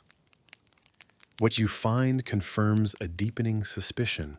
Someone or many someones are playing at the old language like it's a game. You pass a bakery with a red pebble on its windowsill, a house with black and white beside the doorstep. Even the temple wall holds a strange cluster. 3 green pebbles, one stacked atop another, like a tower of wishes. But none of it feels real. These aren't messages. They're performances, worse, they're provocations. You round a corner and spot a boy, no older than 10, tossing pebbles toward a neighbor's house, laughing. He thinks it means someone's in love with him. He shouts to a friend who laughs harder and flings one back. Your heart tightens. You don't scold him. It wouldn't help. You keep walking. The pebble language was never meant for mass use. It was too subtle, too private, like playing a flute so softly that only one person in a room hears, and only if they're listening. Now it's being screamed, and no one's really hearing anything. Back home, you find your original circle still intact, but someone has added to it, not beside it, in it. 2 new pebbles, one red slightly chipped, one black too large for the symmetry, placed like punctuation in a sentence you didn't write. Your first impulse is to remove them. The second is to throw them. But you don't. You sit. You breathe. And then slowly, you rearrange. You don't erase. You don't correct. You respond. With 3 pebbles of your own white-gray clear. Neutral. Uncertainty. Reflection. Placed like a question, not an answer. And then you walk away, not to hide, but to think. Your feet carry you through parts of the city you haven't visited in years. The old grain markets, the broken sundial, that alleyway that smells like figs and copper even in winter. And all the while you're watching the ground, looking for stories, looking for sense. And you find only static. The city's once whispered conversation has become a tangle of contradictions. Someone lays a red pebble outside a girl's house, and she spends the day weeping. A man finds a green and blue cluster on his shop floor and believes it's a prophecy. And worst of all, the priests are noticing. You overhear one in the temple courtyard mutter, "This stone play is distracting the faithful." Another says it invites lies. Another, quieter but sharper, it could invite punishment. And there it is, the beginning of the end. You know how this works. You've read enough old stories to see the pattern forming. First comes misuse, then comes fear, then comes banishment, unless someone intervenes. You spend the next hours crafting something careful, not a plea, not a scolding, just clarity. You return to that quiet corner, the one where you placed your first circle days ago, where the breeze carries no voices and the stones lie undisturbed. And you begin again. White, always white. Then gray, then clear, then green, then red, then black, and finally blue. 7 pebbles, each placed with prima distance, each balanced in shape and space, each one making the others make sense. You step back. It says everything and nothing. It whispers, "This is what it used to be. This is what it can be again." You leave it there, and you go home. That night, no dreams come, only silence. But it's a good silence this time, because maybe, just maybe, someone tomorrow will find that circle, and they'll pause, and they'll remember, and they'll stop throwing pebbles like curses and start placing them again like thoughts. Because this language, fragile as it is, was never meant to shout. It was made to listen. By the time the sun slips above the rooftops, you're already awake. You didn't toss and turn last night. You didn't dream of stones. But you felt them somehow beneath your ribs, behind your eyes, ticking softly like a second heartbeat. When the first warmth of morning light spills into your courtyard, you rise and pad out barefoot and stop. The circle is still there, unchanged, perfect, but something about the silence around it has shifted. It's not emptier, it's fuller, like the air has been watching, waiting. Then comes the knock. One quiet thunk on the wooden gate, not rushed, not repeated. You stand for a moment before answering, unsure whether to feel dread or curiosity. You open the door. 3 women, all older. One wears a blue shawl that smells faintly of lavender. Another carries a shallow clay dish. The third, tallest, quietest, holds a piece of folded linen. Embroidered in the corner, a single white pebble stitched with tiny golden thread. No one speaks. Instead, the woman with the dish kneels and sets it down gently on the ground. Then she tips the contents forward, and your breath catches polished stones. But these aren't from any market pile or riverbed collection. These are archive stones. Rare, ancient, passed through hands for generations. You see them sometimes at festivals under glass behind guards. Never like this. Never offered. You step back, instinctively respectful. But the woman in the blue shawl gestures gently. "We're not here for ceremony," she says. "We're here for help." You nod. She continues. "The city is speaking over itself. We're forgetting how to listen." You invite them in. They don't remove their sandals, but they sit cross-legged on the floor, as if they've done this 1,000 times before. The stones rest between you, catching bits of light. And then they tell you everything. Not in dramatic words, not in panic, but with the quiet, exhausted urgency of women who've seen their traditions shaken before and know when to act. The Pebble language has spread too far too fast. Children are mimicking patterns they don't understand. Vendors are using red stones to drive away rivals. Temples have found gray pebbles on their altars, silent accusations with no voice to back them. And perhaps most dangerously, the governor's gate had a black circle drawn around it yesterday.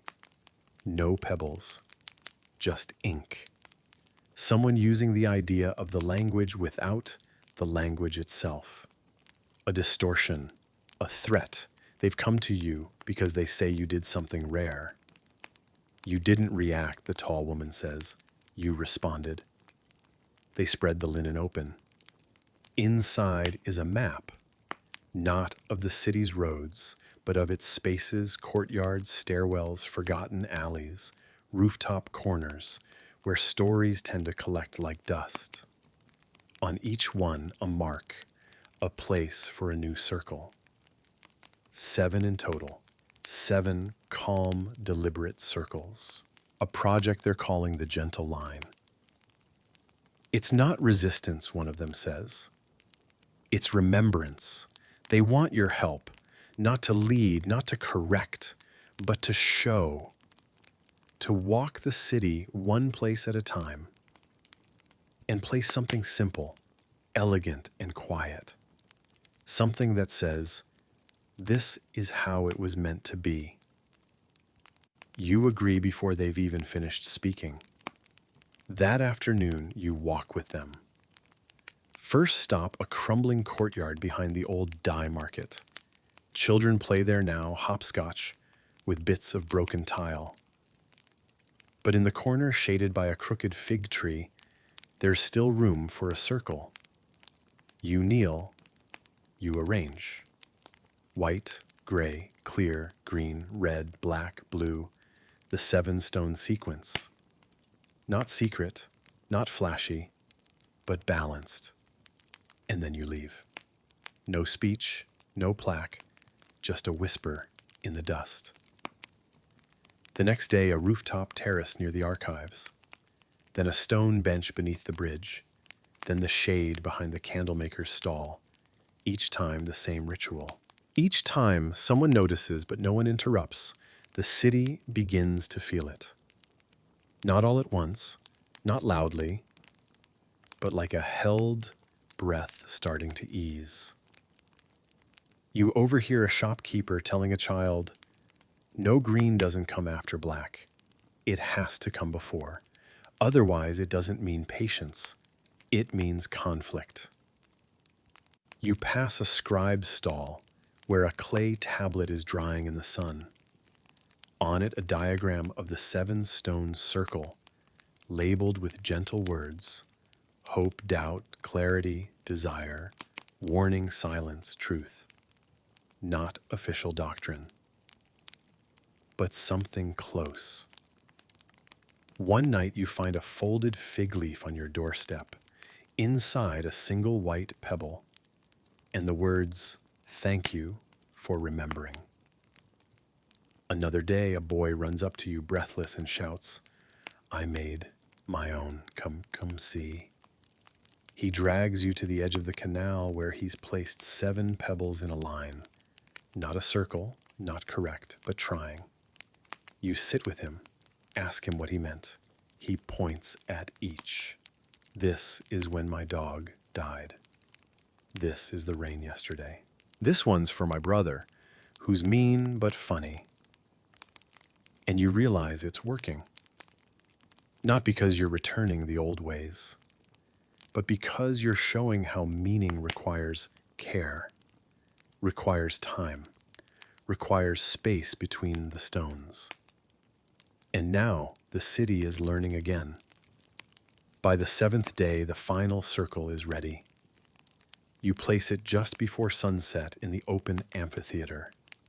Once a place of songs and poetry now, it's mostly pigeons and silence. You kneel in the sand. You press the 7 stones into place with your fingertips. You stay a while after just watching, and then you feel it.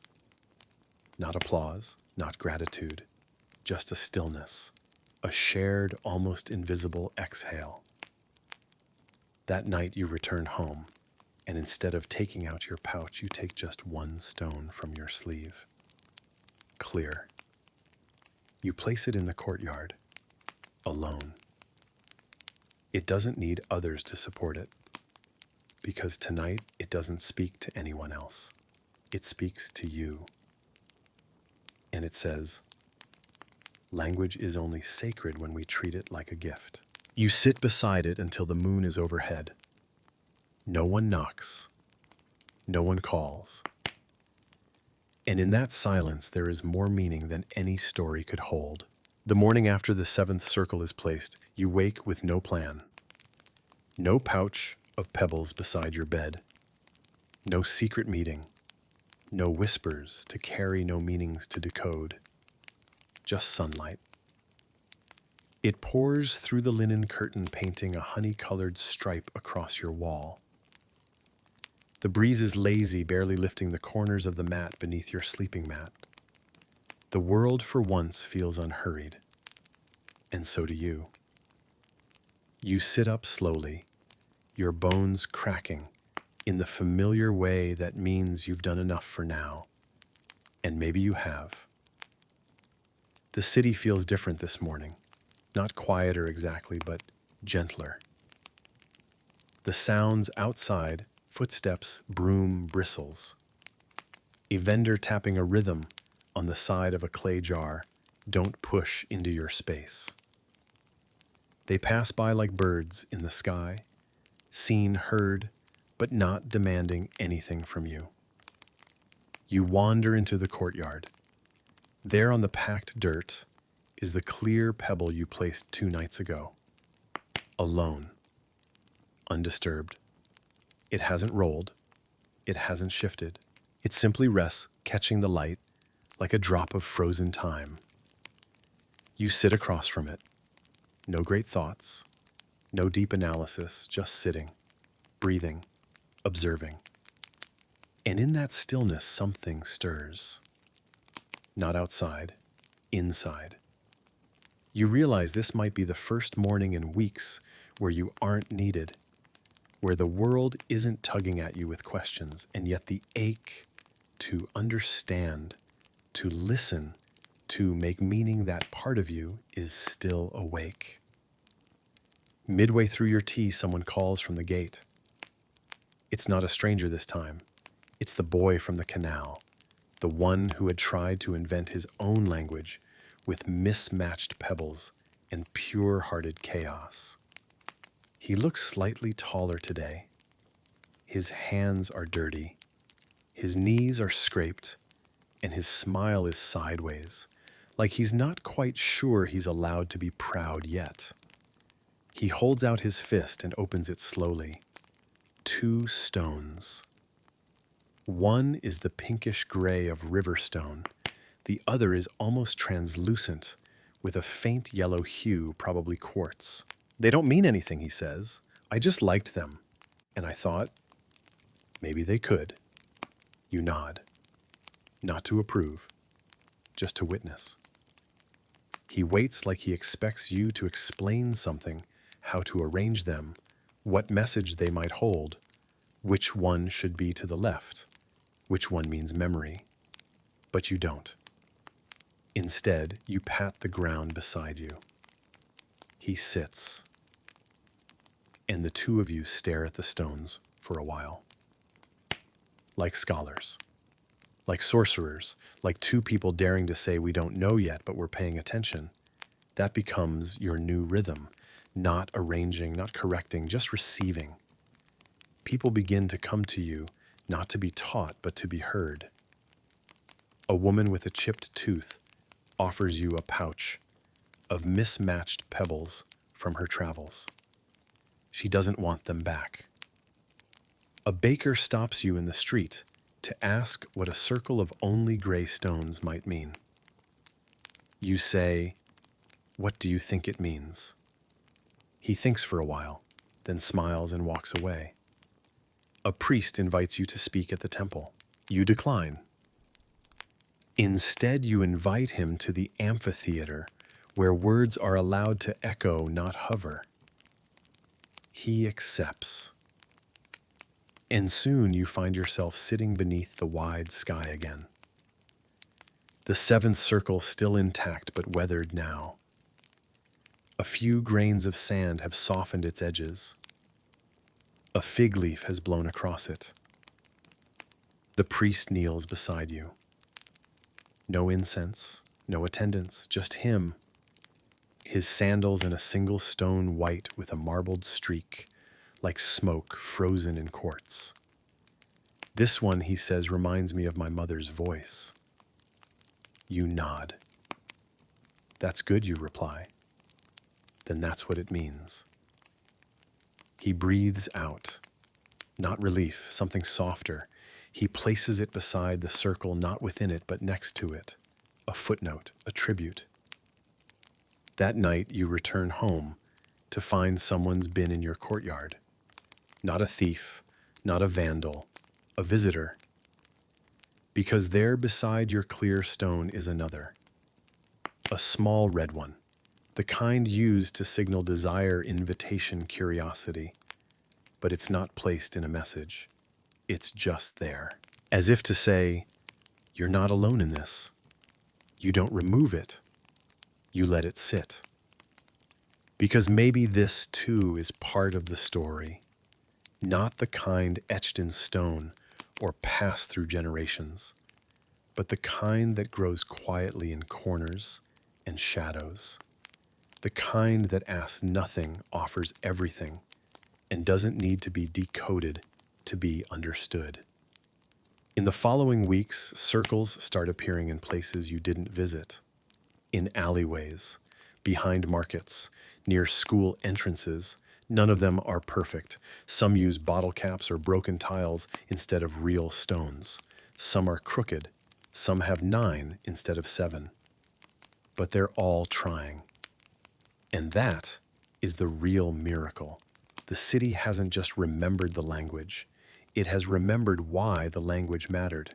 To slow down, to look closer, to choose what you say, even in silence, especially in silence. One morning, you step outside and see 3 circles in the same alley. 3 children sit near them, debating which pattern means friendship and which one means shared goat. Yes, that's their phrase, not yours. You don't interrupt. You walk away smiling. The final sign that your work is done doesn't come with ceremony. It comes with absence. No more knocks, no more offerings, no more requests. Just the sound of Mari breathing easily again.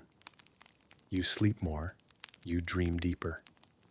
You catch yourself noticing things that once flew past, how the morning light catches the edge of a stone, how laughter sounds different when it's unafraid, how small things, when offered gently, become enormous. One evening, as the sun fades behind the rooflines, you take out your last stone, not from a pouch, not from a pile, just one you'd saved, smooth, dark, cool to the touch. You walk to the corner of your courtyard, and you bury it, not to hide it, but to plant it. You want the next message to come not from your hands, but from the earth itself, a gift for someone else to find. Someday, maybe they'll think it was a mistake. Maybe they'll invent an entire system around it. Maybe they'll just hold it in their palm and wonder. And that, you think, is the best ending any story could hope for.